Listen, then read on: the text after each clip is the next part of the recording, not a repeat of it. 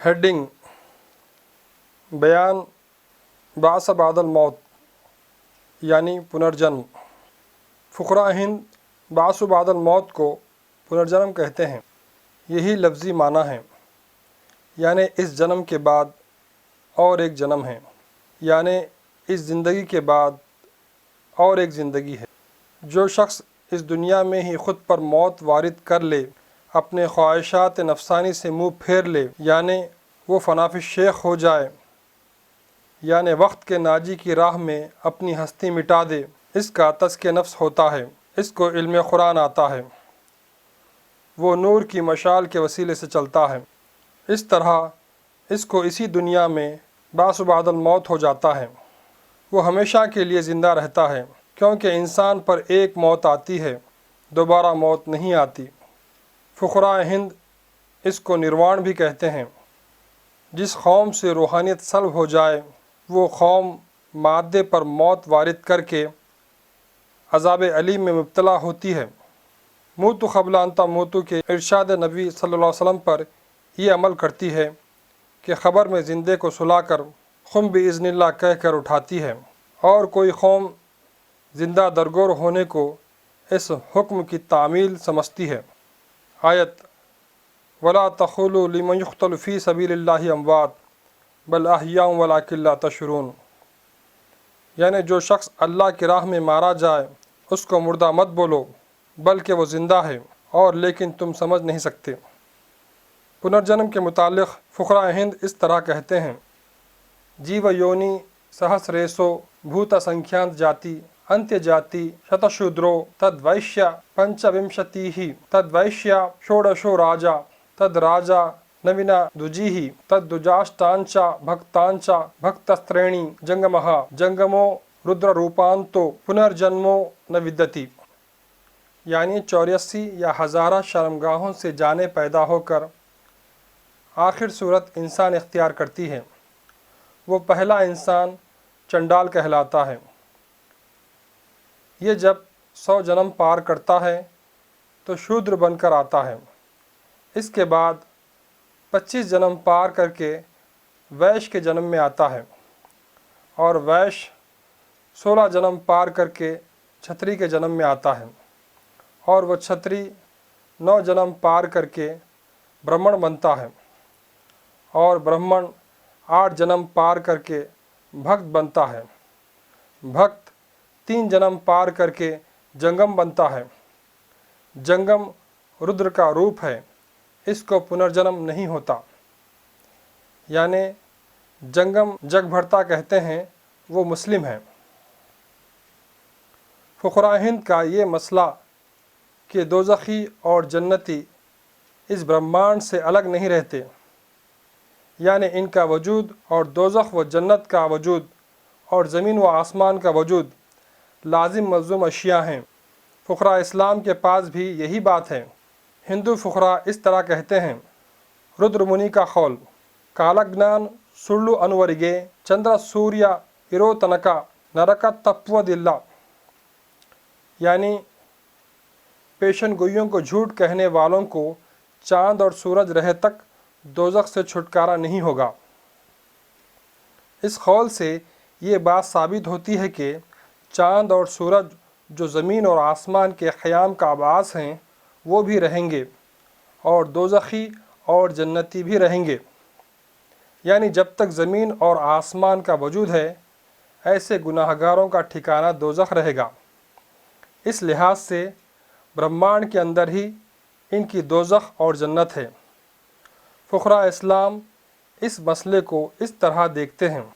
آیات: فَأَمَّا الَّذِينَ شَقُوا فَفِي النَّارِ لَهُمْ فِيهَا زَفِيرٌ وَشَهِيقٌ خَالِدِينَ فِيهَا مَا دَامَتِ السَّمَاوَاتُ وَالْأَرْضُ إِلَّا مَا شَاءَ رَبُّكَ إِنَّ رَبَّكَ فَعَّالٌ لِمَا يُرِيدُ وَأَمَّا الَّذِينَ سُعِدُوا فَفِي الْجَنَّةِ خَالِدِينَ فِيهَا مَا دَامَتِ السَّمَاوَاتُ وَالْأَرْضُ إِلَّا مَا شَاءَ رَبُّكَ عَطَاءً غَيْرَ مَجْذُوذٍ، یعنی پس جو لوگ بدبخت ہوئے آگ میں ہوں گے، اس میں ان کے لیے چلانا اور دہاڑنا ہوگا، وہ رہیں گے اس میں جب تک قائم رہے آسمان و زمین، سوائے اس کے جو چاہے تیرا رب، یقیناً تیرا رب بڑا کرنے والا ہے، وہ ارادہ کرتا ہے۔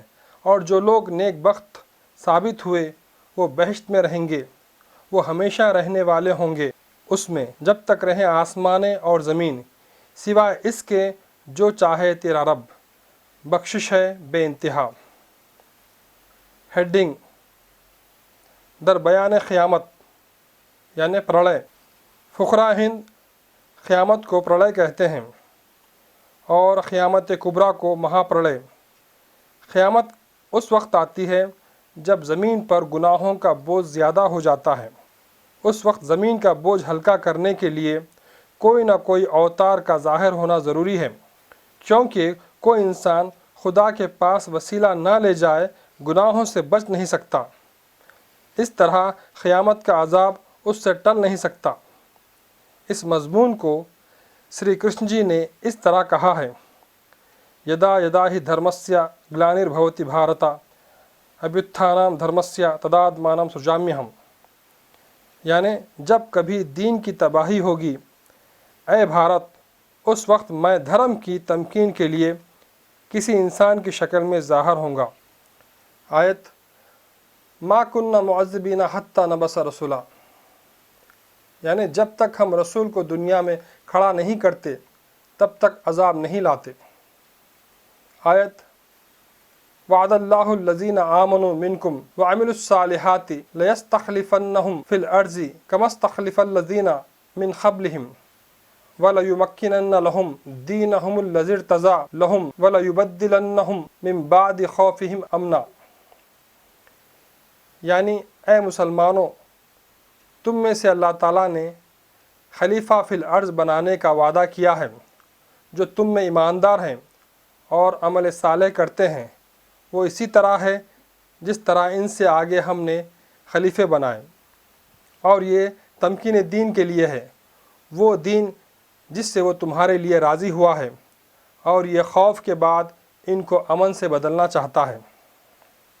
قیامت کا برپا ہونا اور اس کے علاج کے متعلق فقراء ہند اور صوفیاء اکرام کے اعتقادات میں قابل ذکر یہ بات ہے کہ ان کے پاس ہے کہ قیامت جب قائم ہوگی تمکین دین کے لیے کوئی نہ کوئی انسان اوتار کی شکل میں کھڑا ہوگا، مگر ان کے پاس یہ نہیں بتایا گیا کہ وہ ان کی ذات و دین و مذہب سے کھڑا ہوگا، مگر جب اسلام نے مصیبت کے زمانے میں زمین سے گناہوں کا بوجھ دور کرنے کے لیے ضرور کسی نہ کسی انسان کا کھڑا ہونا بتایا ہے، مگر وہ منکم کا لفظ استعمال کر کے مسئلہ صاف کر دیا ہے کہ وہ ہادی یا قیامت کا مالک مسلمان ہوگا۔ اس کی حقیقت یہ ہے کہ فقراء ہند وشنو کے 10 اوتار مانتے ہیں اور ایشور کے 28 اوتار۔ اس محدودیت نے ثابت کر دیا کہ ان کے دین میں ایک وقت اوتاروں کا ظہور ختم ہو جائے گا۔ اس وجہ سے سری کرشن جی نے کہا کہ چو بنیاد دین سست گردد بسے نمائم خود را بشکل کسے، یہ نہیں کہا کہ وہ اوتار ہندو مذہب کا ہوگا، یہی حال ایشور اوتاروں کا ہے۔ اس سے ثابت ہوتا ہے کہ یہ اقوام ہند یا اقوام عالم اس دین میں ایک دن داخل ہو جائیں گے جس دین میں قیامت کے مالکوں کے یا تمکین دین کرنے والے خلفاء و رسول الثقلین صلی اللہ علیہ وسلم کے آمد کا ذکر ہے۔ حضور سرور عالم صلی اللہ علیہ وسلم نے فرمایا: ما من نبی الا لہ نذیر من امتی، یعنی اقوام عالم کے کل انبیاء میری امت میں ضرورت زمانے کے لحاظ سے بصورت محدث یا مجدد یا امام مبعوث ہوتے رہیں گے، اور اس امر کے ثبوت میں 1300 سال سے ہر وقت اس امت حضرت رسول اکرم صلی اللہ علیہ وسلم میں کوئی نہ کوئی انسان مکالمے رب العزت سے مشرف ہو کر کھڑا ہوتا رہا، اور دوسری طرف اقوام عالم کے میدان خالی نظر آتے ہیں۔ اور سری کرشن جی کا یہ کہنا کہ ہر قیامت میں میں آؤں گا اور قرآن کریم کی بشارت کہ مسیح قیامت کا نشان ہے، اس کی عبارت صورت مسلم میں ظاہر ہوگی۔ فقراء ہند صفت رحمانیت کو برہم کہتے ہیں، اور صفت رحیمیت کو وشنو، اور صفت مالکیت کو رودر یا شیوا۔ فقراء ہند رحمۃ للعالمین کو صفت رب العالمین کا مظہر ایشور اوتار کہتے ہیں۔ وشنو چونکہ رحیم کا مظہر ہے، اس لحاظ سے وہ مسیح ہے۔ کرشن جی جو مسیح قوم ہنود ہے، انہوں نے کہا کہ ہر قیامت میں بطور نشان قیامت میں آؤں گا۔ فقراء ہند کے پاس مریم رینوکا ہے۔ جس طرح بی بی مریم میں نفخ روح ہوئی تھی جس سے مسیح پیدا ہوئے، فقراء ہند بھی اس بات کے قائل ہیں کہ اللہ تعالیٰ نے اپنی وحی سے رینوکا بائی کا حمل قرار دیا۔ وہ شلوک یہ ہے: اومکار پارائنم ماتا رینوکم گربھ سمبھویت، یعنی جب اللہ نے رینوکا کے رحم میں وحی کی پھونک ماری، بی بی رینوکا کا حمل ٹھہرا۔ مسیح علیہ السلام کے قیامت کا نشان ہونے کے متعلق قرآن کریم اس طرح کہتا ہے: وَإِنَّهُ لَعِلْمٌ لِلسَّاعَةِ فَلَا تَمْتَرُنَّ بِهَا وَاتَّبِعُونِي هَٰذَا صِرَاطٌ مُسْتَقِيمٌ، یعنی اور وہ یعنی مسیح علیہ السلام قیامت کا یقیناً نشان ہیں، اس کے بارے میں ہرگز جھگڑا نہ کرو اور میری اتباع کرو، یہ سیدھا راستہ ہے۔ حدیث: کیف انتم اذا نزل فیکم عیسی ابن مریم و امامکم منکم، یعنی کیا حال ہوگا تمہارا، یعنی قیامت رہے گی جب تم میں عیسیٰ علیہ السلام ابن مریم کا نزول ہوگا اور وہ تم مسلمانوں سے ہوں گے اور وہ تمہارے امام ہوں گے۔ کلام اللہ اور بشارات حضرت محمد رسول اللہ صلی اللہ علیہ وسلم بتا رہے ہیں کہ خواہ کسی قوم میں مسیح کی بشارت ہو، وہ مسیح مسلمانوں میں ہی پیدا ہوگا۔ وہ مسلمانوں کے امام کی صورت میں ظاہر ہوگا، اور قیامت کے بعد جب حشر ہوگا اس کے متعلق حضور سرور عالم صلی اللہ علیہ وسلم فرماتے ہیں: یشر الناس علی خدمی، جہاں تک انسان ہیں وہاں تک جب کبھی حشر ہوگا ان سب کو میرے قدموں پر آ کھڑے رہنا ہوگا۔ اور آپ صلی اللہ علیہ وسلم نے اقوام عالم کی انبیاء کی نسبت فرمایا: یومئذ کل انبیاء تحت لوائی، حشر کے دن کل انبیاء میرے جھنڈے کے نیچے پناہ لیں گے۔ الحمدللہ ما اعظم شانہ۔ فقراء ہند کے 4 یگ ہیں، اور ہر یگ کے آخر میں قیامت آتی ہے، اور یہ بھی ان کی تحقیق ہے کہ ان 4 یگوں میں ستیگ جو حشر قائم کرنے والا زمانہ ہے وہ تعدد دفعہ آتا ہے۔ ان کے 4 یگ یہ ہیں: کرتا یگ جس کی مدت 17 لاکھ برس ہے، تریتا یگ جس کی مدت 12 لاکھ برس ہے، دوآپار یگ جس کی مدت 8 لاکھ برس ہے، کل یگ جس کی مدت 4,32,000 برس ہے۔ فقراء ہند کے پاس یہ 4 یگ اب تک 20 دفعہ گزر چکے ہیں۔ اس حساب سے اس دنیا کی مدت ان کے پاس اب تک 8,63,45,066 برس کی گزر چکی ہے۔ ہر قیامت کے لوازمات سے 2 سور بھی ہیں۔ اس کو قرآن کریم اس طرح فرماتا ہے: وَنُفِخَ فِي الصُّورِ فَصَعِقَ مَنْ فِي السَّمَاوَاتِ وَمَنْ فِي الْأَرْضِ إِلَّا مَنْ شَاءَ اللَّهُ، یعنی اور سور پھونکا جائے گا، پس بے ہوش ہو جائیں گے جو آسمانوں اور زمین میں سوائے اس کے جو چاہے اللہ، یعنی جماعت عارفوں کے سوائے سب بے ہوش ہو جائیں گے۔ اس کی تفسیر میں دوسری جگہ یہ ہے: وَتَرَى النَّاسَ سُكَارَىٰ وَمَا هُمْ بِسُكَارَىٰ وَلَٰكِنَّ عَذَابَ اللَّهِ شَدِيدٌ، یعنی اور تو دیکھے گا لوگوں کو نشے میں، اور نشے میں نہیں رہیں گے بلکہ ان پر اللہ کا عذاب ہوگا۔ مخلوق اللہ کو چھوڑ کر دنیا کے کاموں میں سخت منہمک رہے گی۔ یہ زمانہ مسیح کے ظہور کا ہے۔ بے ہوشی کی حقیقت کا نشان یہ ہوگا: قوم یاجوج ماجوج اپنے دہریت کے علم پر مختال اور فخور بن کر اپنی تہذیب پر اتراتی رہے گی۔ اس کا نشہ سب کو چڑھے گا۔ یہ وہ زہر ہوگا جو موت کا مترادف ہوگا۔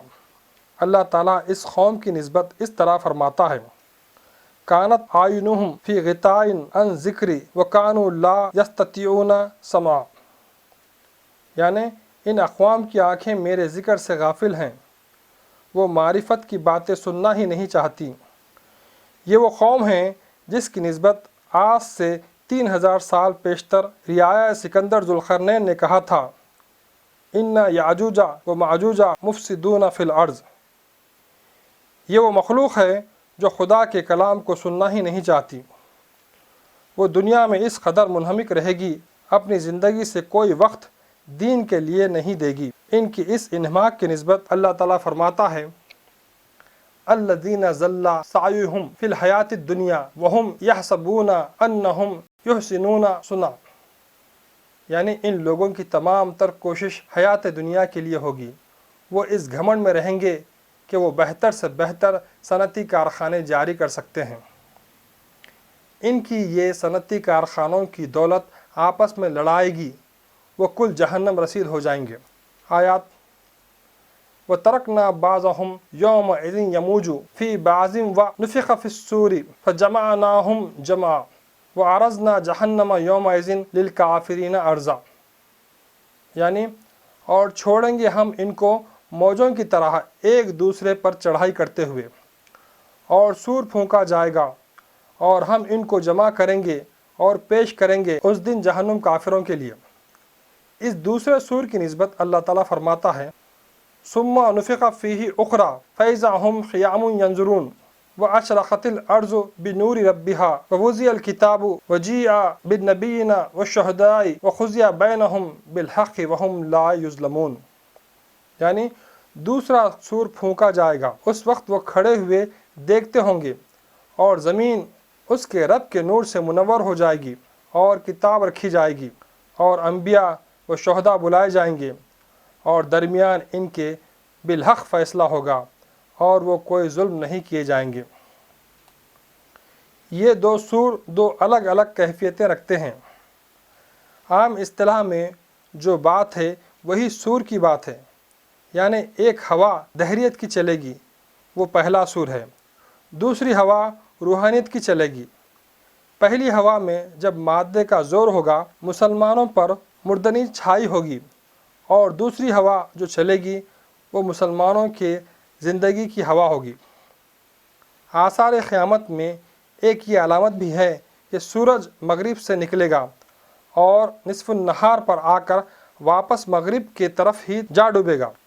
تثلیثی دین حکومت مغربی دنیا کے سہارے کمال عروج پر آیا ہے، 100 سال کے دور کے بعد واپس ادھر ہی جا ڈوب جائے گا۔ قیامت کی دوسری بڑی علامت دجال کا خروج۔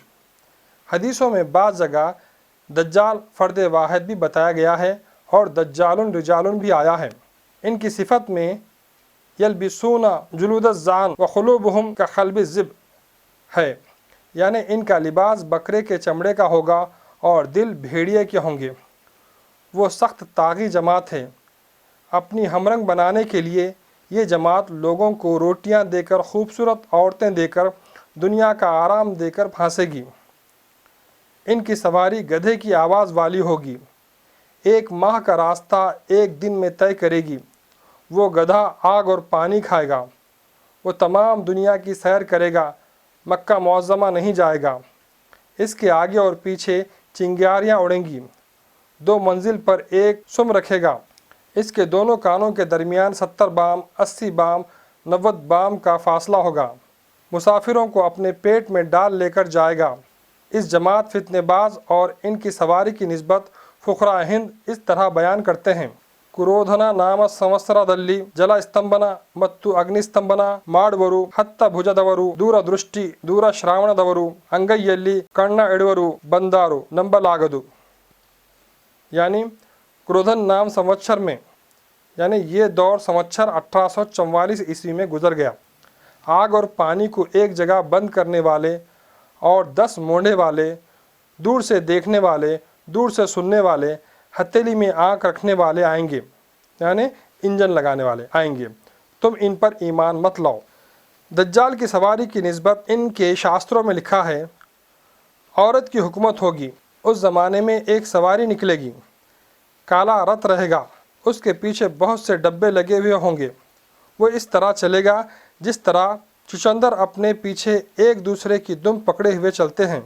दज्जाल की पेशानी पर काफ फे रे कुफ्र लिखा हुआ होगा, اس کو غیر مومن پڑھ نہ سکے گا، صرف مومن پڑھے گا۔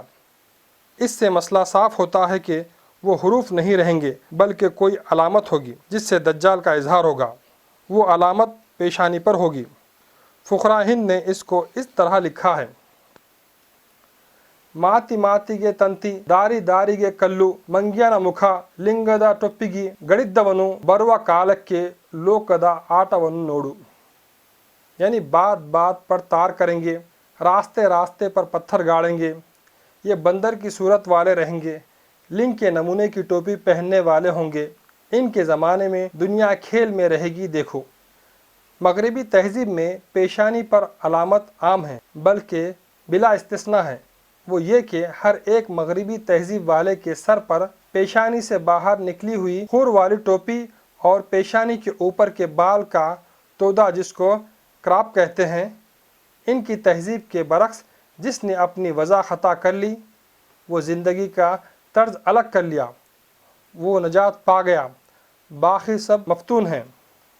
ایسے زمانے میں مسیح کا نزول ہوگا، اس کے بال سیدھے رہیں گے اور آنکھ کے پوپٹے ابھرے ہوئے رہیں گے اور رنگ گندمی ہوگا۔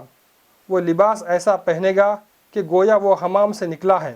وہ کسر صلیب کرے گا اور قتل خنزیر کرے گا، اعتقادات نصارہ کو بے نور کرے گا اور دیوس صفت قوم کے سردار کو قتل کرے گا۔ مسیح اپنی ذات کے ظہور سے دنیا کو قیامت کا یقین دلائے گا۔ اس کے بعد یاجوج و ماجوج کی قیامت برپا کرنے والی لڑائیاں ہوں گی۔ اس طرح وہ دجال اور اس کے ساتھیوں کی تباہی ہوگی۔ اس وقت مہدی کا ظہور ہوگا، زمین ظلم و جور سے بھری ہوئی ہوگی، وہ جہاد قائم کر کے اسلام کو دوبارہ دنیا میں چمکائے گا اور زمین کو عدل اور انصاف سے بھر دے گا۔ اس کے بعد حشر قائم ہوگا۔ حضور نبی کریم صلی اللہ علیہ وسلم فرماتے ہیں: یحشر الناس علی قدمی، انسانوں کا حشر میرے قدم پر ہوگا۔ یومئذ کل انبیاء تحت لوائی، اس دن کل انبیاء میرے جھنڈے کے نیچے پناہ لیں گے۔ اس کو قرآن کریم اس طرح بیان کرتا ہے۔ آیت: یوم نبعث فی کل امۃ شہیدا علیہم من انفسہم وجئنا بک شہیدا علی ہؤلاء، یعنی حشر کے دن ہر امت سے ان کے نفسوں سے ایک ایک شہید کھڑا کریں گے، اور اس وقت اے محمد صلی اللہ علیہ وسلم ہم تجھ کو ان سب کا شہید یعنی امام بنا کر کھڑا کریں گے۔ حشر اجساد ہے، جسد سے سب رہیں گے۔ اس حشر کے متعلق فقراء اسلام اس طرح بیان کرتے ہیں: سب سے اول حضور سرور عالم صلی اللہ علیہ وسلم خبر سے اٹھیں گے، آپ صلی اللہ علیہ وسلم کے بعد حضرت ابوبکر صدیق رضی اللہ تعالیٰ عنہ، اور آپ رضی اللہ تعالیٰ عنہ کے بعد حضرت عمر رضی اللہ تعالیٰ عنہ، آپ رضی اللہ تعالیٰ عنہ کے بعد حضرت عثمان رضی اللہ تعالیٰ عنہ، اور آپ رضی اللہ تعالیٰ عنہ کے بعد حضرت علی کرم اللہ وجہ۔ ان کے بعد تمام انبیاء اور کل مخلوق۔ ہر انسان بغیر ختنہ کے اٹھے گا، ایک کپڑا ہوگا، اور ہر مومن کی خبر پر ایک ایک براق رہے گی۔ اقوام عالم پریشان رہیں گی اور اپنے اپنے نبیوں سے درخواست نجات کریں گی۔ وہ نفسی نفسی کہیں گے، وہ خود اپنی پناہ حضور سرور عالم صلی اللہ علیہ وسلم کے جھنڈے کے نیچے ڈھونڈیں گے۔ اس طرح تمام انسانوں کا حشر حضور رحمت للعالمین کے قدموں پر ہوگا صلی اللہ علیہ وسلم۔ اس زمانے میں حضور رحمت للعالمین صلی اللہ علیہ وسلم دوزخ کے دروازے پر رہیں گے۔ جب کبھی مسلمانوں کی جماعت کافروں اور مشرکوں کے ساتھ دوزخ میں داخل ہوتی رہے گی، ان سب سے حضور انور صلی اللہ علیہ وسلم پوچھیں گے: کیا تم کلمہ طیبہ نہیں پڑھتے تھے؟ وہ کہیں گے: ہاں، ہم آپ کے کلمہ گو ہیں۔ آپ صلی اللہ علیہ وسلم فرمائیں گے: ایسی صورت میں تم لوگ دوزخ میں جا نہیں سکتے۔ ان سب کو اور دوسرے مسلمانوں کو ساتھ لے کر آپ صلی اللہ علیہ وسلم حوض کوثر پر آئیں گے۔ آپ صلی اللہ علیہ وسلم کوثر کے پیالے بھر بھر کے دیں گے اور حضرت علی رضی اللہ تعالیٰ عنہ مسلمانوں کو پلائیں گے۔ یعنی حشر کے دن سب مخلوق حتیٰ کہ انبیاء علیہم السلام خود نفسی نفسی کہیں گے۔ اس وقت حضور سرور عالم صلی اللہ علیہ وسلم ایک فرد واحد رہیں گے جو امتی امتی کہیں گے۔ فیصلہ یہ ہوگا: وَوُضِعَ الْكِتَابُ وَجِیَّ بِالنَّبِیِّینَ وَالشُّہَدَاءِ وَقُضِیَ بَیْنَہُم بِالْحَقِّ وَہُم لَا یُظْلَمُونَ، یعنی اور کتاب رکھی جائے گی اور بلایا جائے گا نبیوں کو اور شہداء کو اور ان کے درمیان حق کے ساتھ فیصلہ کیا جائے گا اور وہ سب ظلم نہیں کیے جائیں گے۔